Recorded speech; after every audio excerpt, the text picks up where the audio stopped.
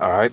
It says the committee meeting comes 3 days after Pfizer and his partner BioNTech applied for an emergency use authorization, meaning that they want to put this thing in urgent and in haste, meaning that they want to do it quick because they talked about as early as next month, in the middle of the month, they want to start rolling these things out. I believe they said they had like 40 million that was accessible already, and going forth.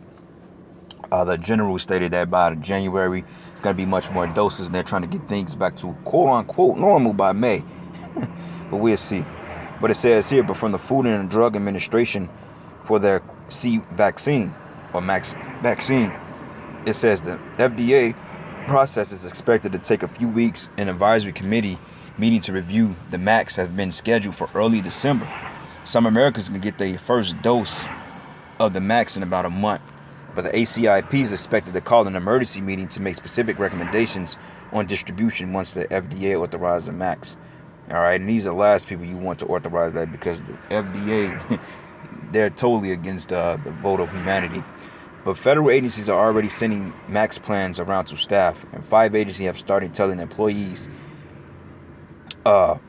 they could receive Pfizer or Moderna CNAC in as little as 8 weeks. Okay, so, all right, bro. These, man, yeah, right. Okay, Esau got some nerve to really think that, that we're really gonna succumb to his BS. But anyway, going back to Job 18:7, it says here, the steps of his strength should be straightened, and his own counsel should cast him head down. For he is cast into a net by his own feet, and he walketh upon the snare.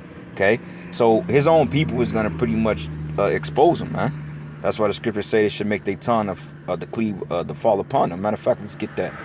Because really, they're falling on their own sword. They don't even realize it. All right, because this is going to prove the backfire big time. And that's why they're expecting to have a lot of casualties. So like I said, I don't know as far as the American military, if they're going to be replaced with blue hats in disguise or what. But that's an interesting concept to really see.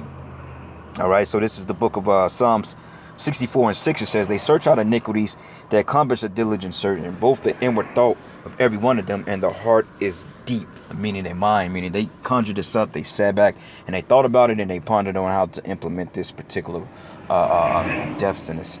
It says, but the Most High should shoot at them with an arrow, and suddenly they should be wounded, so they should make their own tongue to fall upon themselves, and all that see them shall flee away. And this is why you got a great division among the patriots, and then you got what they call the liberals. Okay, you got the people of the Democratic Party that's all for this. All right, but people of the Republican Party, they're not so much as for it, because most of the time them Republicans turn out to be what they call constitutionalists, or I just mentioned it, not constitutionalists, you can say that, but blah's on the tip of my tongue. Patriots, okay, they're not going for this, all right, because this is not patriotic to force this upon somebody by force and say you have to do it, especially when it's putting your life in danger. Like, come on, that's not patriotic at all. That's why it's going to end in a bloodbath, man. All right, so this is the book of Psalms 10:2.